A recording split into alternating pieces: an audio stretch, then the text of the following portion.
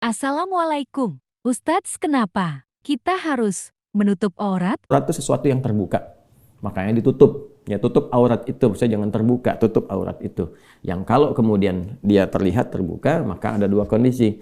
Satu, menyebabkan tidak nyaman untuk dilihat. Yang kedua, bisa melahirkan dorongan kepada hawa nafsu, keinginan-keinginan buruk untuk muncul. Ya, dan itu menjadikan setan tertarik untuk memberikan was-was.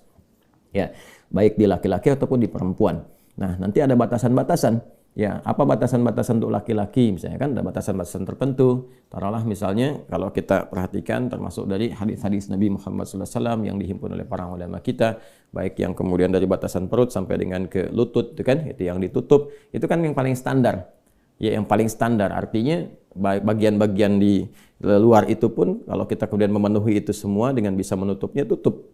Ya, tapi ada bagian-bagian yang tidak perlu ditutup untuk membedakan dengan perempuan. Ya, misalnya aurat-aurat tertentu dari leher ke atas ke sini ke kepala kan nggak harus bagi laki-laki menutup ya, dan tidak ada ketentuan untuk membedakan laki-laki dengan perempuan di situ. Maka tidak layak laki-laki menggunakan kerudung atau laki-laki pakai jilbab, itu kan bagiannya perempuan, gitu kan? Nah, karena itu bagian-bagian tertentu di aurat-aurat itu, satu tadi yang saya sampaikan, kalau terbuka orang tidak akan nyaman melihatnya. Ya, makanya kan laki-laki juga kalau pakai celana misalnya kan, coba ada laki-laki pakai celana di atas lutut misalnya kan, dari paha agak naik ke atas, celana minim itu kan, atau ada orang menyebut sekarang celana monyet gitu kan, padahal monyet juga nggak pakai celana itu gitu ya. Nah, ini Anda bisa bayangkan bagaimana kalau ada laki-laki jalan-jalan ke mall, jalan-jalan di pasar dan sebagainya pakai celana begitu, kan jadi tertawaan orang gitu kan, dan tidak nyaman untuk dipandang. Maka tutup pakai celana di bawah lutut ya, nah itu ciri khas untuk laki-laki seperti itu ya. Kemudian juga tidak perlu dia menutup berlebihan apa-apa yang tidak perlu ditutup. Kayak tadi kan ke kepala misalnya, coba lihat laki-laki pakai jilbab, laki-laki pakai kerudung, kan jadi olok-olokan orang kan. Nah, jadi hal-hal tertentu bagi laki-laki yang menjadikan kewibawaannya terjaga, itu bagiannya. Nah, perempuan ada bagian-bagian tertentu yang membedakan dengan laki-laki. Karena bagian dari tubuh perempuan itu sebagian besarnya adalah aurat. Maksud aurat itu apa? Aurat itu maksudnya ketika dia terbuka, itu berpotensi dua hal tadi. Ya, satu, ada bagian-bagian yang memang ketika terbuka tidak nyaman untuk dipandang.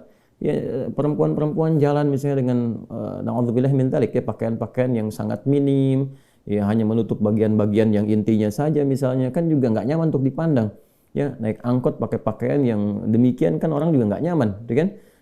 Kemudian juga bagian-bagian tertentu yang memang secara umumnya bisa melahirkan syahwat. Ya, karena itu kemudian dijagalah perempuan tuh untuk menjaga kehormatannya. Jadi saking sayangnya Allah Subhanahu wa taala menurunkan ayat jilbab misalnya, asa yu'rafna fala yu'dain, supaya dia itu dikenali identitasnya sebagai perempuan yang terhormat, terjaga supaya tidak banyak diganggu. Ya, maka ditutup kemudian bagian dari atasnya sampai bagian dari ke bawahnya. Itu justru untuk melindungi perempuan ya. Saking sayangnya Allah, ya saya ingin melindungi hamba-hambaku yang perempuan, dijaga kehormatannya. Ya, supaya dia tidak mudah untuk disentuh, baik sentuhan langsung atau tidak langsung.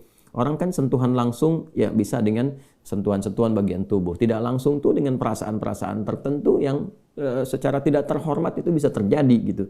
Makanya dengan demikian diberikan kemudian oleh Allah Subhanahu wa taala lewat ketentuan syariat berpakaian yang terhormat bagi seorang muslimah.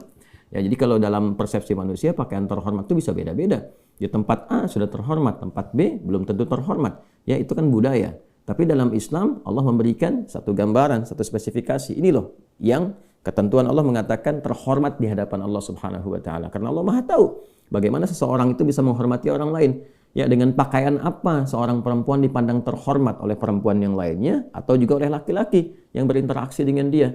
Nah, Allah itu sampai tahu kan, Maha tahu keisi hatinya, Maha tahu kefikirannya.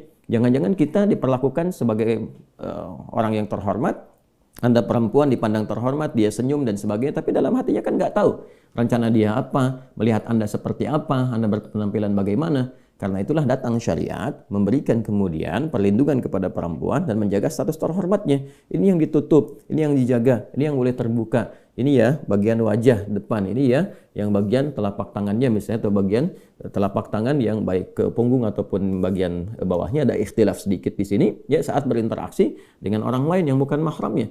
Kalau berinteraksi dengan mahramnya, ini batasan-batasannya. Ya, ini yang boleh dibuka, misalnya bagian atasnya terbuka atau bagian tangan dengan batasan tertentu, ya kan? Nah, ini adalah apa yang diturunkan oleh syariat, ditetapkan oleh Allah dan Rasulnya. Sekali lagi, untuk menjaga kehormatan hambanya baik laki-laki atau perempuan. Dan yang kedua adalah ini untuk melindungi. Yang melindungi dari tindakan-tindakan yang melecehkan. Kan kita tadi sekali lagi tidak tahu. Kita pertama tidak bisa mengidentifikasi dan memastikan pikiran seseorang seperti apa dan keadaan hatinya bagaimana. Ya kan? Kadang-kadang sudah pakai pakaian yang menurut orang terhormat pun sudah cukup menjaga, ternyata kan masih ada niat-niat yang kurang bagus karena ada celah-celah. Ingat, niat itu kan karena ada peluang. Ya, jadi jangan Anda simpulkan, ada orang-orang mengatakan, wah tetap aja kalau kita pakai pakaian syar'i ini pun kalau ada niat jahat tetap dilakukan. Niat jahat itu terjadi karena ada peluang. Jadi berpikirnya yang benar, yang sehat, yang rasional.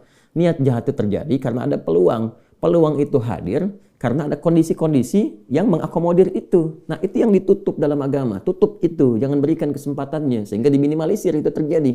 Ya. Nah, itu yang dimaksudkan dalam ketentuan syariat. Jadi nanti akan banyak turun ayat-ayat, ya baik di surah An-Nur misalnya atau nanti di surah Al-Ahzab misalnya, ya bagaimana Allah Subhanahu Wa Taala memberikan satu ketentuan-ketentuan baik bagi laki-laki ataupun khususnya bagi perempuan yang memang bagian-bagian dirinya itu ya ditampilkan oleh Allah Subhanahu Wa Taala dengan keadaan yang indah, dengan keadaan yang terhormat untuk tujuan-tujuan dan hikmah-hikmah tertentu. Nah, jadi jangan sampai tertukar. Ini yang kadang-kadang terjadi dalam kehidupan dan kita berlindung pada Allah Subhanahu Wa Taala supaya tidak terjadi hal yang demikian. Nah, kadang-kadang ditemukan misalnya perempuan-perempuan yang bahkan laki-laki pun tidak melakukan itu. Ya, laki-laki kan saya hampir tidak pernah menemukan ya. Ada laki-laki misalnya jalan-jalan di area publik ataukah di pasar-pasar, di mall dan sebagainya pakai pakaian-pakaian minim. Ya, laki-laki misalnya pakai pakaian celana di di atas lutut ke paha naik. Saya nggak pernah temukan tuh yang begitu laki-laki. Ya, jalan-jalan ke mall dan sebagainya nggak pernah mau dan nggak pernah ada gitu yang demikian. Maka jangan sampai perempuan melakukan yang bahkan laki-laki pun nggak melakukan itu. Ya, jangan sampai gitu ya terjadi dan semoga pandangan kita ditutup dari yang hal-hal yang demikian.